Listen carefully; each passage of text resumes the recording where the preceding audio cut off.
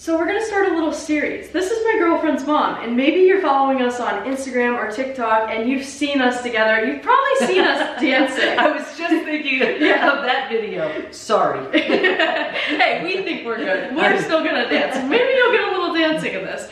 But we really wanna sit down together. She has inspirational stories. She has so much wisdom, and I want her to share a little bit about who she is, so you know where she's coming from, you know what she's going to be talking about. And we're going to create this series where we don't even know what it's called yet, but we're going to flow with it. Maybe you have ideas for us in the comments, but it's my girlfriend's mom, and I feel like we're family, so I don't even know how we can talk about this. I know, and it almost sounds funny when you say your girlfriend's mom, because I feel like this is my almost daughter. I just don't remember giving birth to her, but I don't know. So that feels too far removed. It does. That it's my daughter's something. Bonus. No, you're my almost daughter. Anyway, yeah. So who am I? I'm Dr. Debbie Silber. I'm the founder and CEO of the PBT, which stands for Post-Betrayal Transformation Institute. And that's where we help people physically, mentally, and emotionally move through one of the most painful of the human experiences, betrayal. And we do that through our courses, our certified coaches who see our members on a one-on-one basis. We have master classes with the most amazing experts. We have corporate wellness programs where we bring this kind of work into companies. So there's really nothing like it, because it's based on 3 discoveries that were made during a PhD study that I did. Yeah, and you will be sharing, I mean, not only betrayal, but just your whole life experience of what you've gone through as an entrepreneur, what you've gone through as a parent, right? All these different aspects. I mean, the work that you're doing is so incredible, and to have her on this episode YouTube video is such an honor. Seriously, you all are in for a real treat, so get ready. But hopefully too, people can see some real life stories of maybe what we're going through, right? And how we're navigating life, how we're navigating the world as entrepreneurs, as people that want to be successful, people that want to make an impact, and to really see that behind the scenes from this relationship that we have. And it's very different. You know, it's so beautiful to watch the two of you, because I've been in business 32 years. You weren't even on the planet that long. And just seeing what you both do and how you impact you know the people that are blessed to get to know you, it's so interesting to watch. But yeah, I've been around a long time. So between, you know, I found I make a really good mentor, because I've made probably every mistake there is: books, products, services, online, in person. So I'm going to share whatever it is that can serve. Yeah, I can't wait. All right, let's get back to the vision board party. So you're having a vision board party today. Mm-hmm. What have you learned about some of the goals that you've set for yourself in the previous years, and like how you've been able to accomplish them? What have you learned so far? You know, I've always heard of, I'm sure you've heard of SMART goals. Mm-hmm. And the idea of it sounds good, but I think it's very limiting too, because it stops us from thinking really, really big. Yeah. I would so much rather we just get to a place where we can envision the highest and best versions of ourselves, physically, mentally, emotionally, psychologically, spiritually. And then what is it that we need to do? How do we reverse engineer so we move closer to? I always say this quote, and it's, pain pushes until the vision pulls. Ooh. And I love that so much, because when you really think about it, we can stay in our pain all day long, and we can think about all the things that are preventing us from getting there. But if you don't have that bigger vision, where are you headed, right? So it's important. You're so right. And with the SMART goals, it is about breaking it down. But I think we're talking about the same thing. Yeah. We're talking, it's more about it's more about transformation. Mm-hmm. And I think we're so willing to settle and look for, okay, what can I expect, or what can I hope for, based, you know, within this limited box. And there's so much more. And I see it all the time. When people are, let's say, healing from their trauma, they just don't have access to bigger ideas. But as they do, all those things that didn't have a chance to be seen and heard and felt, all of a sudden they do. So maybe there's a book in someone. Maybe they want to move. Maybe there's an entirely new career. There's so much more than what we see. Yeah, well, what do you think keeps people in this box? I would say a few things. Number one, fear. Fear stops us from doing so many things. Conditioning, you know, past beliefs. If you've been taught, this is all you can do. You're only destined to do this. You could never do that. Well, we believe it. When you think of what is a belief, all it is the repetition of an idea from someone we trust. That's it. So someone we trusted, a parent, a teacher, someone in a religious capacity, whatever, said something enough times, doesn't make it good or bad, doesn't make it right or wrong, doesn't make it true, it makes it yours. Yeah, that's powerful. I mean, think about that for yourself, right? If we are looking at the things that you want in your life and you're looking at what's in between and you see that there is fear, maybe it's even asking yourself the simple question of where is this belief coming from? Because it may not even be coming from you. And when you recognize that and you see all the different people in your life that are influencing this little box, maybe it expands, maybe it becomes a circle, right? Maybe it evolves in its shape when you take away the beliefs that really keep you here. Can I teach someone a little activity? Yeah. Okay, so here's something that I found to be really, it's such a powerful visual, because this is what we do. Everybody knows sticky notes, like sticky notes, right? So imagine you have every belief you've ever had is written on a sticky note. I'm not good enough, and you put it on. I'm not pretty enough, and you put it on. I'm not smart enough, and you put it on. I'll never do this, and you put it on. Over the years, can you imagine if every belief just got stuck on you with a sticky note? You would be covered in sticky notes. And that's who we become, and we don't even realize it. So what I invite everybody to do is take a look at what those sticky notes are. Take a look and say, well, does this serve? Is this in my best interest? And if it doesn't, you've outgrown it. Let it go. So we're so busy thinking, what should I do differently? What more can I do? And a lot of times it's what can you let go of? Yeah. And a lot of times it's letting go of some of those sticky notes. I think the hardest part is writing that down. And so when you actually write it down, and if you were to really see it out there, that's the most challenging part for people. But can you start replacing those with new things? And you don't have to fully believe it yet, because you may not, right? And we don't do the positive, toxic positivity, but to really start to shift even a little bit. I'm learning to love myself, using the bridge in order to get there as you take those sticky notes and replace them with something new. There was a study that was done on 2 jars of rice. Have you heard about the 2 jars of rice? No. So 2 jars of rice, and they kept them in the fridge for, I think it was 3 months. And every day they would put a little note on the jars. And one of the jars had affirmations that were positive, they were inspiring, they were encouraging, and then the other one was all negativity. And you should have seen these 2 jars of rice, right? You would think over 3 months, right? The rice is probably gonna get a little old, moldy, maybe change, shift, whatever. And the rice that had the negativity, it started to turn brown. And the rice that actually was all the affirmations and the positivity and the inspiration was completely white. So really seeing that our words are energy.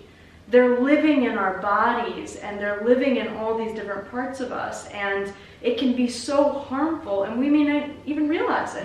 Like it's stuck. Yeah, oh, right? Absolutely. And we've heard about that with water. I've never heard about it with rice. The studies with water where it crystallizes into such different shapes. Yeah. And it's based on what are we putting out. Now here's what's interesting. We're mostly water. So when you think about it, when we're giving ourselves that negative, critical, judgmental self-talk, and we're mostly water, what are we doing? If the type of response where we had a negative comment and we felt it and saw it immediately, we would never speak to ourselves the way we do. Yeah, I mean, just hearing it back, I mean, you can say it in your head all day long, but when you really see it and you write it out, you go, ooh, that's really harsh, that's really mean. But you said we're all water. One of the things that you can try in the morning, and I love doing for myself, is getting a big glass of water. I love a clear glass. And I love to fill it up and infusing my own intentions, my own anchors that keep me grounded, and imagining when I'm drinking the water, they're just filling my body, filling my soul, and that carries me throughout the day. Instead of scrolling or working or doing whatever it is, but having that ability to just kind of check in and correlating it with all these different elements that we have around us. There's so many elements we can use to our advantage. And you know what's so great what you're doing? You're being proactive instead of reactive. Yeah. When we're living reactively, we're like at the mercy of everything that comes our way. We're like a ping pong ball in the ocean. If this person wakes up on the right side of the bed, it'll be a good day. If this person says this, if this thing happens, and we're living completely reactively, where what you're doing with the water is a very proactive measure. It's like you're in the back of the bus and all of a sudden you walk up to the front, you sit down, and you start driving. Yeah, no, I think that you have to get to that place, right? You have to get to that place where you're not just responding to all the things that are going wrong. You're not just putting out fires all day long. And that's why I think most people, they'll start working on themselves. And they'll start doing really well, and they're excited, and their relationships are going well, and it all is great. And in that moment, you stop working on yourself. And I think it's this reminder that we are on a journey for the rest of our lives, and it has to be a part of our every single day. Just as you charge your cell phone every single night before you go to bed, that same thing. When are you finding time to actually plug in every day? It's not just a once a week thing. You know, we have the time. It's an excuse if we say that we don't have the time. And it's a good one because we get busy. But you know what? Here's another thing too. I want to make sure people realize all of that work doesn't mean we're flawed, we're wrong, we're bad, we're lacking. We're doing it because somehow we'll become better. There's just so much more to us that could be revealed, discovered. So it's not from this place of lack, like hopefully I'll do all this work and I'll be okay. You are okay. We're never broken, bent, maybe. But there's more to do, but that doesn't mean we're less than before we get there. And there's no there. Right. We're always growing, we're always working on ourselves.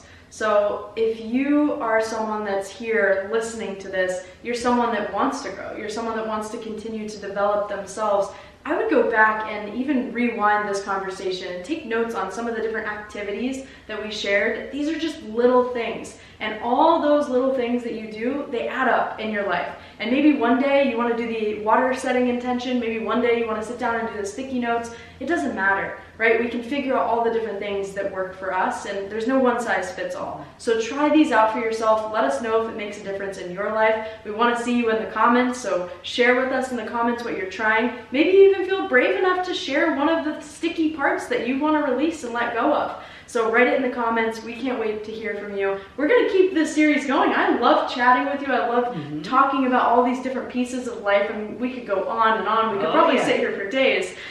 So we'll keep it going. We'll keep this series going. You'll be seeing now, we're going to get back to the vision board party. You can see what people are creating, see what's going on. So we'll catch you in just a little bit. See ya. Well, it's the next day, and I didn't get to fully finish my vision board, so thought I would finish a little bit more of it with you this morning. Isn't this beautiful? I don't know if you can see this, but this is snow and these beautiful trees. No one tells you that when you have a vision board party, you don't get to finish it. You gotta bring it home. You just get started on it because you're talking, you're having good conversation. This is what I have so far. Let me give you a little tour. So far, this is what I have. And you know what? I went with this theme at first. I was like, okay, no perfectionism. So there's corners that are still up. It's fine. I was just putting things down and really feeling what felt the most aligned. Let's start over here. I love the way I placed things because it kind of showed me more about what I was thinking about. Like, for example, this meditation mat down here, this was on the bottom because I feel like these are things that can keep me grounded. This is a tent in nature. Going camping could also help me be more grounded. My relationship, this is obviously not me and my partner, but something I cut out, and with the rainbow little band there. And then this is a little quote: be courageous and live the life that your heart is guiding you toward. And then this is like a co-working space, a little office space, because I feel like the creativity comes from all of these things. I just really liked these colors down here. And then I have weights with boxing because I really want to improve on my boxing skills. And then my health is a priority to me. It says my health is a priority to me, and there's food around it, which is something that I really like want to focus on is making meals at home and just nourishing my body more. There's a city here because I hope to have more meetings in New York City. I love having meetings in the city. That's just such a fun thing to me. And then right above it says money flows to me from multiple sources. So just this ability to call in different revenue streams and open my awareness to more opportunities that maybe I didn't see before. And then above is looks like a ski village. And I love to ski, so I hope to see more skiing, maybe in the spring. And of course, I'm from Colorado, so just like having this as a picture it takes me back. It's more of an anchor for me. It takes me back of something that I can connect to when I feel like I'm not so grounded, or I feel like I need a reminder of what brings me peace. And then I have the ocean here because I want to get better at surfing. The ocean is a little too cold for me right now, but I definitely want to improve. And then this says, I choose to be kind to myself and love myself unconditionally. So honestly, this is really fun to do this, and it was really fun to put this together, and I'm still adding to it. And you just need like a little glue, or you need some magazines and a little board. And the trick is just don't put it away. Like put it somewhere where you can see it every day. And I think for me, it's just like, it's really cool to now see this out and have a real visual of the things that I'm trying to attract into my life. So it's really exciting, but I would definitely recommend having a vision board party. It was awesome. And yeah, I hope you're enjoying this vlog, and I hope you're enjoying just watching the behind the scenes. And I definitely want to bring more conversations with Debbie, so make sure that you stay tuned on that. I'm so glad that you get to be a part of this journey with me. Today, I might take you along, we'll see, then maybe for the next one. But I'm actually going to this community that just gets together. It's more of like a spiritual community. And I'm bringing 2 of my other friends, and they're going to be meeting up with us. But before that, I have coffee with a friend and Dani, and we're going to just talk about like the cool things that they're creating in tech around wellness. So that's a really fun conversation. And this afternoon, I do have it on the calendar. I don't know if it's going to happen because I did a lot of different workouts this weekend. But I do have 4:30 yoga flow. So we'll see if I make it. We'll see how I'm feeling. I'm just gonna check in with myself this afternoon, but I'm excited for the Sunday. I really try to sprinkle in self-care through all throughout my Sunday and Saturday, because I just want it to be a part of my daily thing, and it's not something that I'm waiting for by the end of the week and I'm like, okay, now's the time, right? Like I really want it to just be I want to be doing these things all the time. So anyway, hope you have a good rest of your day, and we'll see you soon.